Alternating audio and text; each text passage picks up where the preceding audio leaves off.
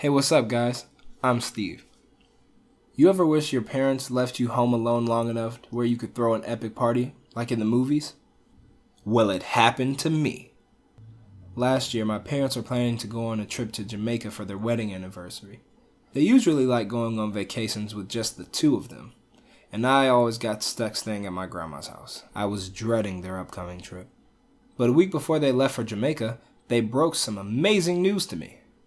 They said that they thought I was finally old enough to stay home by myself, a whole week to myself. My head was already spinning coming up with ideas for what I could do. Whew! My parents, however, thought that something might be up, so they told me that they're going to have to put some rules in place. They said I could have friends over, but not any more than 4 at a time, and absolutely no parties. They also wanted me to give them a phone call twice a day to make sure I wasn't getting into any trouble. They got our neighbor to keep an eye on me too, to make sure that I was doing all right. That bummed me out a little, but I could still work with this. I had a lot of planning to do.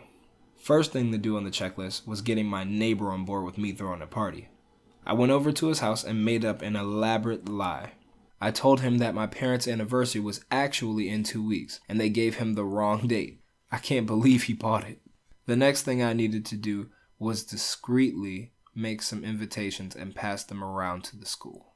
I thought about just posting it on my Snapchat story, but then I felt like that was a little too risky in some cases. Like I thought maybe a parent would see it and show it to mine.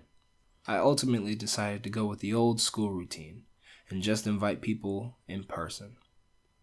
I waited until after school a couple days before my parents left and told my friends, and we went around inviting people that we knew. But things quickly got out of hand.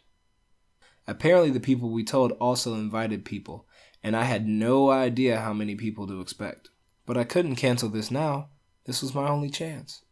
The next thing I had to do was get the music, decorations, and food. My parents left me with $200 for food for the week.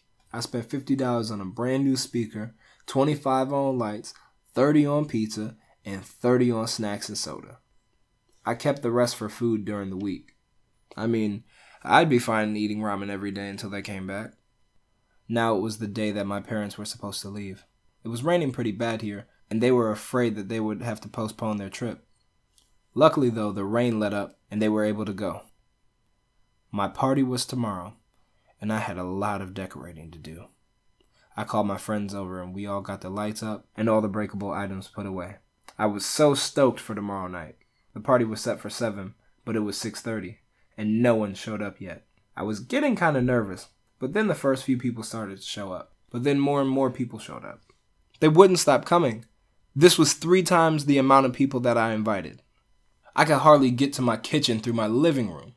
I spent the most of the time cleaning up after people and making sure everyone was having a good time except for myself. It was exhausting. By the time the party was wrapping up, I was almost glad it was over. The house was a wreck, and there was trash everywhere, and stains on the carpet, but my friends stuck around and helped me clean it back up. When my parents got home, I thought I actually pulled it off. Everything looked the same as it was when they left. Or so I thought. Apparently, I forgot to put out some of the glass stuff I put away so they wouldn't break. And they saw 3 pizza boxes and asked if that was all I ate all week. I had to think of something fast, so I decided to come clean. Sort of. I told them that I had some friends over a couple of times. They weren't mad, they kinda expected that. But the next day, after thinking I had gotten away with it, I learned that there was a video going around at the party. Someone posted it on Facebook, and unfortunately, my parents saw it. I probably would have gotten grounded for a couple of weeks if I had told them the truth right away. But since I lied, they grounded me for 2 months. But I learned my lesson. Big parties aren't all this cracked up to be. They're more trouble than what they're worth. Like and subscribe. Leave a comment if you want a story featured on this channel. Share with a friend.